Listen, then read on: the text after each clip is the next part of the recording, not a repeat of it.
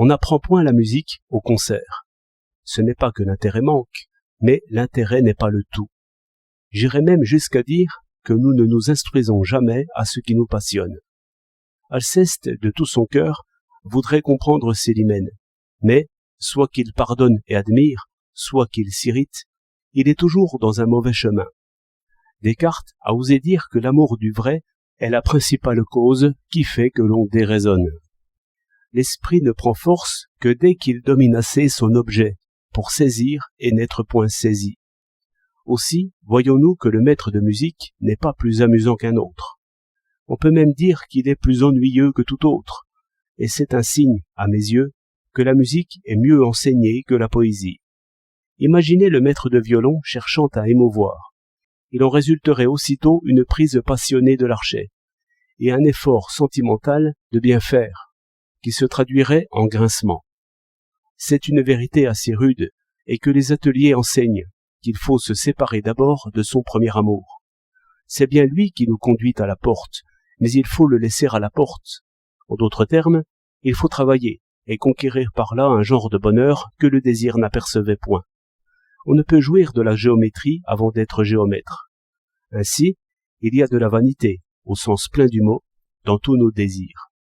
Nous happons d'abord la gloire, qui n'est rien de solide, et la déception est au seuil de tous nos travaux, en ce sens-là. Mais dès que nous avançons dans le désert de l'étude, aussitôt nous conquérons la puissance, qui nous met bien au-dessus de toute gloire, ce qui est la vraie gloire. Je saisis cette gloire dans un vrai violoniste, ou dans un vrai chanteur, car la moindre vanité grince aux chevrottes. Je reviens à l'orthographe, au calcul, à la lecture, car c'est là que je visais. Le problème, dès le commencement, est celui-ci. Il faut que l'enfant arrive à s'intéresser à des objets qui, par eux-mêmes, ne l'intéressent point. Les lettres n'intéressent personne. C'est lire qui intéresse. Ajouter 5 à 2 pour faire 7, cela n'intéresse personne, mais c'est compter comme inaudit qui intéresse. D'où cet ennui du paresseux qui attend toujours que le plaisir lui vienne comme par magie. Faisons maintenant 2 expériences, sur les lettres et sur les chiffres. Je vous donne une page imprimée où vous devez barrer tous les A. Vous faites aussitôt réflexion que cela ne sert à rien, mais je prends soin d'effacer cette idée de traverse, car je vous laisse 60 secondes tout juste pour faire ce travail. 60 secondes d'attention, on ne peut refuser cela. On ne peut non plus se pardonner un genre de panique, ni la moindre erreur, en un travail si simple. D'où une heureuse humiliation, car en même temps que vous vous en prenez à vous seul, vous apercevez aussitôt que tout dépend de vous. Ce genre de confusion est proprement viril. Nous ne nous instruisons que par des fautes inexcusables. Les petits nombres ennuient, les grands accablent. Voici un moyen d'intéresser aux petits nombres. On ajoute aisément 5 à 7. Je vous donne une colonne assez longue de groupes de 2 chiffres.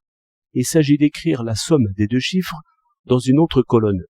Je vous laisse 30 secondes tout juste, et j'ai choisi l'épreuve de façon que les meilleurs arrivent tout juste au bout, sans faute, ou presque. Chacun ici se mesurera, comme on dit si bien.